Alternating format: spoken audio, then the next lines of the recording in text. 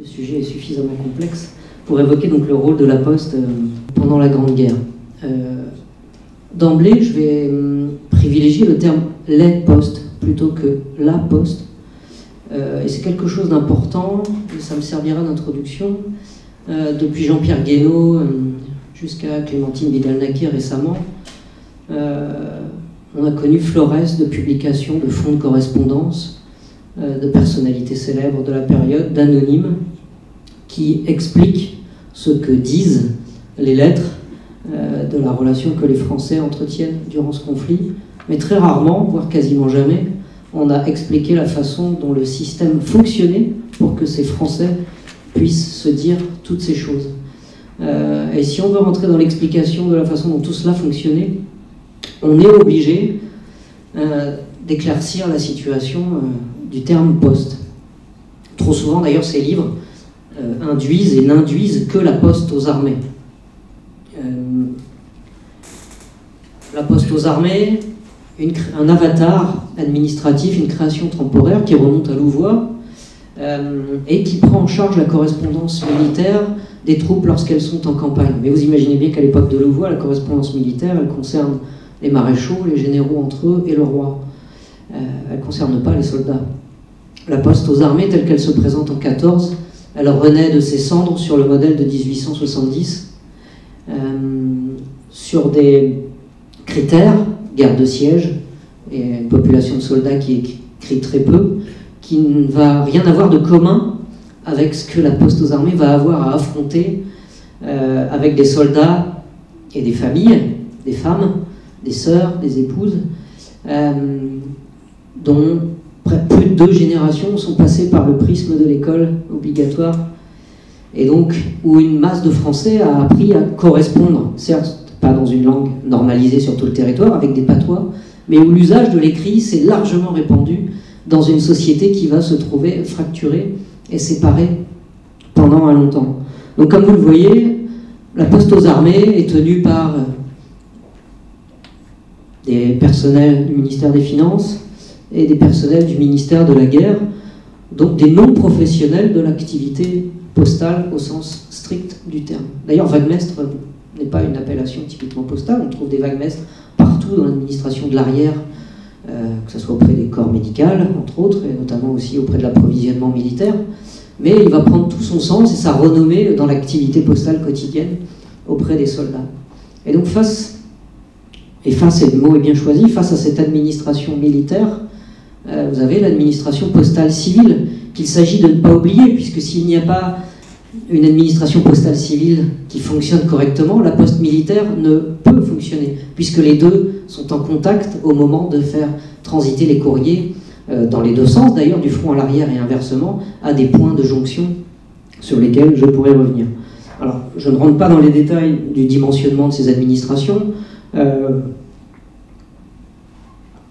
je montre juste que l'époque postale est à la surabondance et au débordement. L'administration civile, qui va perdre, bon an, mal an, donc 115 000 agents des PTT durant le conflit, on estime que entre 50 et 60 000 hommes et femmes vont avoir un rôle militaire, d'activité militaire, que ce soit donc de mobilisation au front pour les hommes, mais aussi de présence, d'activité auprès des militaires, d'activité postale sur le front, de façon roulante et sur les 5 années du service. Donc c'est autant de personnes qu'il faut retrancher de l'activité civile immédiate auprès des Français.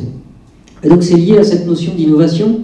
Vous avez ici le premier bureau de poste mécanique pendant la Grande Guerre à Paris, sur un trottoir. Vous voyez le dimensionnement de la bête, si je puis dire, qui distribue des timbres et qui permet d'affranchir et de poster des lettres pour désemplir, désengorger les bureaux de poste en France qui sont en incapacité de recevoir l'afflux de trafic, mais j'y reviendrai, qui se produit à l'époque. Alors si le système a pu fonctionner pendant, on va dire, de la fin de l'année 1914, début 1915, jusqu'à la fin de la guerre, eh bien, on le doit à un postier civil. Que se serait-il passé si la poste aux armées n'avait pas été réformée, si Joseph Joffre n'avait pas accepté l'audace d'un postier civil proposant un rapport de transformation de l'administration des postes militaires dans une meilleure connexion avec la poste civile pour la mener à bien de la guerre et, je cite un journal de l'époque, éviter à la nation une faillite morale. On parlait tout à l'heure du rôle du courrier, François Cochet en a parlé dans son introduction, les mots étaient faibles, on peut monter encore plus le degré d'analyse et reprendre les termes de l'époque. Alors Marty est un inspecteur général des PTT, pour vous situer simplement la chose, il serait aujourd'hui dans les 5 à 10 personnes les plus importantes de l'entreprise La Poste, il connaît les rudiments du fonctionnement postal, c'est quelqu'un qui enquête sur le terrain, qui fait des rapports et qui décortique, et comme à toute la nation, aux députés, même jusqu'au président de la République, il remonte, lors des 6 premiers mois du conflit, 5 premiers mois du conflit, que l'organisation postale en France est notoirement défaillante. Et Marty va proposer de mettre plus de postes civils, pour faire simple, dans la poste militaire, pour simplifier les choses, huiler les rouages et rendre efficace un service qui ne satisfait ni les soldats au front, ni les familles à l'arrière, mais j'y reviendrai. La première, et ça vous avez tous vu des fonds de correspondance, plus ou moins directement, est la réforme du secteur postal. À l'époque, pendant les premiers mois de la guerre, le courrier court après les soldats. Pendant la guerre, le mouvement, on n'arrive jamais à trouver le soldat à la bonne place. Et donc le courrier revient au cantonnement. Les délais d'acheminement sont de 10, 12 à 15 jours pour trouver le soldat au front. Sachant que dans l'autre sens, du front vers l'arrière, il faut, pendant la seconde moitié de 14, une grosse semaine pour que le courrier reparte du front, eu égard au retard systématique que la Poste aux Armées applique sur les courriers, c'est-à-dire que les sacs de dépêche restent 3 à 5 jours sur le quai des gares régulatrices avant de repartir vers l'arrière. Ce système est lourd, ne satisfait personne, et vous avez tous en tête des fonds de correspondance où les soldats écrivent dans le vide, s'étonnant de ne jamais recevoir de réponse de leur famille. Vous avez quasiment 4 à 5 lettres pour une seule qui remonte vers le front, donc ça crée ce décalage qui est lié au défaut d'organisation. Le secteur postal, c'est un nouveau système d'adressage militaire, tout simplement, qui lie à la fois le secret des positions des militaires sur le terrain et la facilité de tri pour le bureau central militaire installé à Paris-Louvre, c'est-à-dire le cœur du système postal civil français que Marty va adjoindre dans le même bâtiment. Donc Paris-Louvre, à Paris, pour ceux qui connaissent, c'est le cœur névralgique de la menée à bien postale du conflit. C'est là que sont regroupés l'ensemble des services et que postiers civils et postiers militaires, dits militaires, travaillent main dans la main pour assurer le trafic. La voici, cette implantation à Paris-Louvre, où vous voyez donc des centaines de femmes, des auxiliaires recrutés par l'administration civile qui travaillent pour la Poste aux Armées et qui trient au 5e étage, là c'est sous les combles, donc au 5e étage, et au 2e étage au début, les centaines de lettres, enfin les centaines à la minute, qu'elles doivent trier. Avec l'instauration du secteur postal, le rendement de tri par personne, je vous l'ai mis, va passer de 500 lettres à l'heure à 3000 lettres par heure. Les femmes ne lisent plus que la mention du secteur par grande catégorie, qui permet un acheminement plus en masse et plus direct vers le front en fonction de la localisation. Peut-être qu'on y reviendra pendant les questions, mais le secteur postal est renseigné chaque jour via le téléphone ou le télégraphe depuis le front vers le bureau central de Paris pour connaître la localisation secrète, tactique, géographique des troupes. Et donc chaque jour, il y a un tableau qui est émis, qui est connu de toutes les trieuses, qui permet voilà, ce tri organisé des correspondances. Donc c'est vraiment une optimisation manuelle du tri à une échelle qu'on n'a jamais vue par la suite. Paris-Louvre est séparé en deux sites. Le site même de Paris-Louvre qui gère les objets plats, on va dire les lettres simples, les cartes postales qui vont déborder le service, et Paris Conservatoire, donc l'ancien conservatoire de musique de Paris, qui va être réquisitionné pour le tri de ce qu'on va appeler à l'époque les paquets postes. J'emploie bien le terme de paquet poste et pas de colis postal, on pourra revenir sur ces assimilations erronées que beaucoup ont pu faire dans l'histoire. Le paquet poste qui est un objet typiquement postal de moins d'1 kilo et qui sert à envoyer divers types de produits dont je pourrai parler plus tard. Alors, il y a deux personnages importants, évidemment, à cette époque. Alors, vous l'avez vu rapidement dans l'exposition, le vaguemestre et le facteur, ces deux messagers du trauma qui forment le binôme, l'un auprès des soldats, l'autre auprès des familles. Et évidemment, dans l'inconscient collectif à l'époque, ce vaguemestre, eh bien, il prend tous les atours du facteur, la sacoche ou la besace, et puis tous les ailes d'Hermès, très important, Hermès, le dieu des messagers. Et bien sûr, des cartes postales sont créées. Un Saint Désiré, c'est celui qu'on attend. Dans l'histoire, on attend le facteur. Donc Saint Désiré devient le saint protecteur du vaguemestre, également dans son activité quotidienne. Et vous allez avoir une assimilation, une fois la paix revenue, très forte entre les valeurs véhiculées par le vaguemestre au front, et le facteur à l'arrière, qui va conduire à la création de cette aura fantastique autour du facteur, qui devient, dans les années 20, le fonctionnaire préféré des Français déjà dès cette époque. C'est très lié à son rôle pendant la Première Guerre mondiale. Alors de l'autre côté, donc le vaguemestre et le facteur. J'ai employé l'expression messager du trauma. Je ne sais pas si le texte est lisible de la petite carte postale. Le facteur, c'est moi qui suis le facteur, moi qui porte le bonheur et quelquefois la douleur, au père, mère, frère ou sœur. Viens quand même, cher facteur, malgré ton lot de douleur, viens m'apporter l'espérance qui calmera ma souffrance. Les femmes, c'est le sens des deux illustrations, attendent le facteur à l'arrière comme le Messie, c'est peu de le dire, et vous avez toute une production iconographique, des chansons populaires, des textes très forts qui témoignent de cette attente quotidienne et anxieuse de la société de l'arrière envers le facteur. Alors les Français à l'époque, qu'ils soient combattants ou qu'ils soient à l'arrière, vont développer une sorte d'hypocondrie postale pendant ces 5 années de guerre, une anxiété à attendre non seulement le messager, qu'il soit vaguemestre au front ou facteur à l'arrière, mais ensuite d'ouvrir la lettre pour découvrir les nouvelles à l'intérieur. Donc je dirais double peine et double lame pour cette relation quotidienne aux activités postales du courrier tout simplement. Il faut dire que la Première Guerre mondiale, c'est une ère du courrier facile. Je mets des guillemets, j'ai créé cette expression pour bien évoquer la façon et la relation que les Français vont avoir avec non seulement l'écriture, mais aussi avec le support. Le film le montre. La Poste aux armées, c'est une organisation humaine, administrative. C'est aussi un système tarifaire offert aux poilus pour leur permettre d'écrire très facilement. Et le premier d'entre eux, c'est cette notion de franchise postale qui exonère de toute taxe postale les courriers reçus et expédiés par les soldats au quotidien. Alors pas tout type de courrier, bien sûr, seuls les courriers simples, ceux qui ne dépassent pas la première gamme de grammage, de poids. Au-dessus, c'était bien évidemment à affranchir. Mais donc vous avez tous ces types de courriers simples, donc des lettres de 2 feuilles. Au-dessus, ça, à mon avis, devait être payant en fonction de l'évolution du tarif et du poids. Donc vous avez cette franchise qui s'applique sur tous les objets simples de la correspondance. Et puis derrière ça, vous avez un âge d'or du paquet et du colis. Mais je vais me concentrer sur le paquet, je pourrais revenir sur la différence entre les deux, avec des lois donc, portées par les législateurs qui vont aussi permettre des envois de colis, de paquets, à des moments bien précis.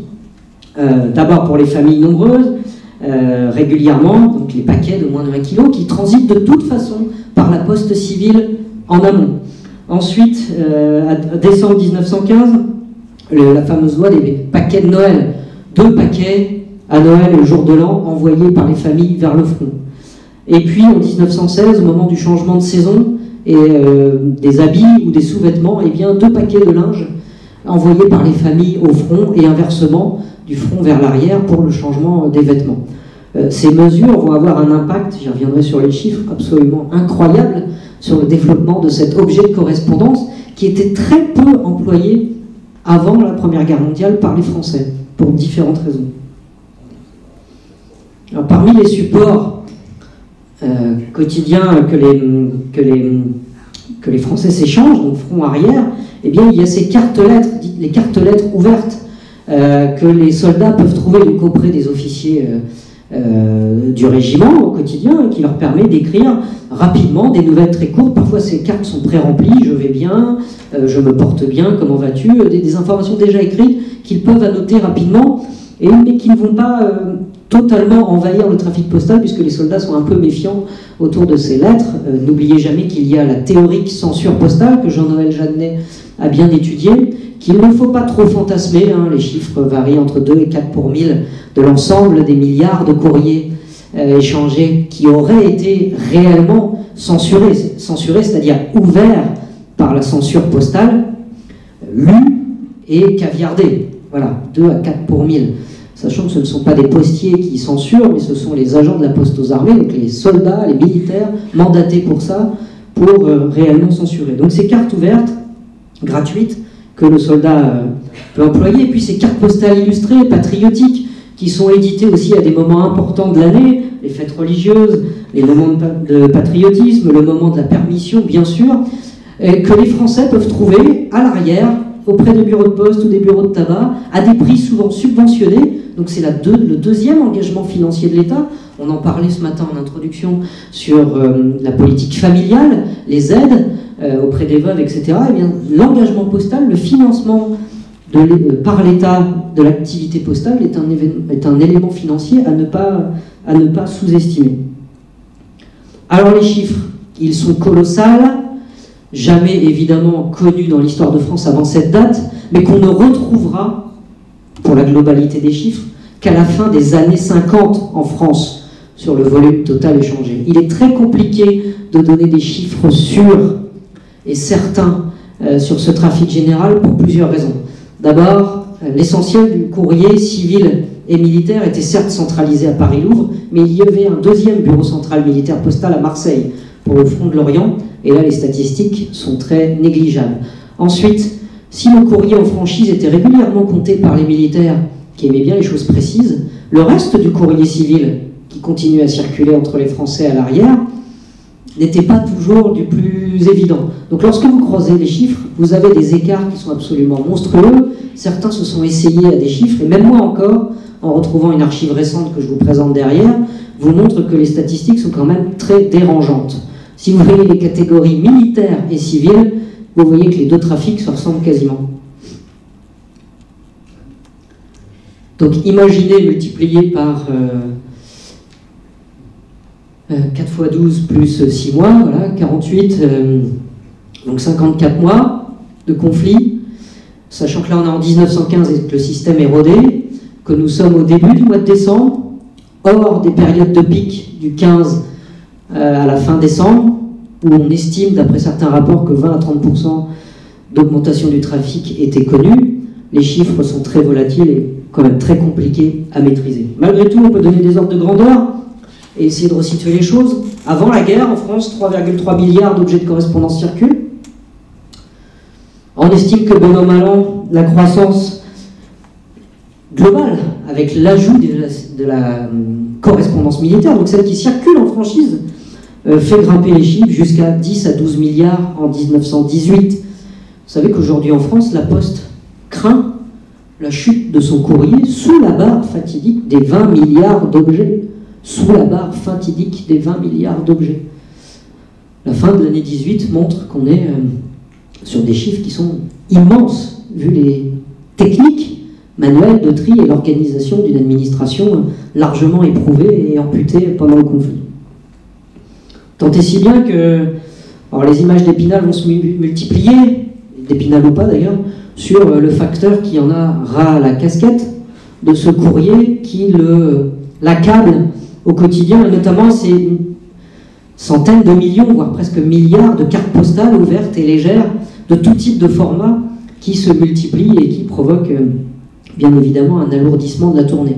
Pour information, je précise qu'à l'époque, la poste civile fonctionne 7 jours sur 7, que la tournée a lieu même le dimanche, que les bureaux de poste sont ouverts toute la journée aussi, tous les jours de la semaine, et ce n'est qu'après la guerre que des mesures sociales et d'accompagnement du temps de travail, avec les guillemets qu'il faut mettre à cette expression, surgiront de la part de l'État, qui donnera une nouvelle considération aux fonctionnaires des postes pour la fatigue qu'ils auront accumulée durant ce conflit. Alors qu'est-ce qu'on transporte dans les boîtes? Les fameux paquets qui ne sont pas des colis. Malgré les interdictions et les divers règlements administratifs, eh bien on transporte une part du terroir, les bouteilles de vin, la charcuterie, certains fruits, parfois des produits de la mer, du tabac bien sûr, du chocolat, des photos. Évidemment tous les produits périssables sont interdits dans les paquets et les colis, puisque vous imaginez que dans la masse, les postiers, qu'ils soient civils ou militaires, ne prennent pas soin lors du tri de poser délicatement. Donc il y a des descriptions absolument dantesques lorsque Marty prend la tête de l'inspection générale de la poste militaire sur les odeurs, les ruissellements louches et délicats qui sont sur les quais des gares régulatrices avec ces sacs de dépêche qui dorment et qui attendent leur acheminement. Donc malgré tout, il y a une énorme tolérance sur le contenu des paquets qui permet aux soldats de tenir, bien évidemment, et plus la guerre va être allongée, plus ces règlements administratifs ne vont pas voler en éclats, parce qu'ils seront toujours présents, mais ne seront pas appliqués. Je reviens sur la dichotomie paquet-poste quand même. Alors le paquet-poste, donc fait moins de 1 kg, passe fondamentalement par un bureau de poste. Vous déposez votre paquet, il est dans un bureau de poste, il va être acheminé vers Paris, et là, à Paris, il va y avoir la connexion qui va être faite avec les voies de chemin de fer vers le front. Le colis postal est, lui, un objet typiquement lié aux compagnies de chemin de fer. Il fait tout type de poids, il passe de toute façon par les réseaux des compagnies, mais comme les réquisitions de chemin de fer sont très importantes, eh bien, le colis postal subit des désagréments et des retards que le paquet poste subit moins. Notamment aussi parce que le paquet poste a l'avantage d'être moins cher que le colis postal qui passe par les compagnies privées. Mais le colis postal permet de transporter beaucoup plus de choses puisqu'il est totalement libre en termes de poids. Un autre élément parmi les objets de correspondance, qui a longtemps été ignoré, et c'est pourtant un phénomène fondamental qu'on peut deviner dans la lecture des cartes, c'est la circulation de l'argent dématérialisé par le mandat. La Première Guerre mondiale, c'est aussi l'âge d'or du mandat poste, qui a disparu aujourd'hui de nos jours, mais qui, à l'époque, est un lien fondamental dans cette notion de tenir au front ou à l'arrière. Le soldat envoie tout ou partie de sa solde à la famille envoie tout ou partie d'une aide financière aux soldats pour, durant sa période de repos et quand il n'est pas en première ligne. Donc cette notion est vraiment fondamentale, et vous voyez l'évolution des chiffres, même en termes de volume d'argent échangé sur le territoire, qui est fondamentale. Je fais une courte parenthèse. Cette année, nous fêtons le centenaire des chèques postaux, les fameux CCP.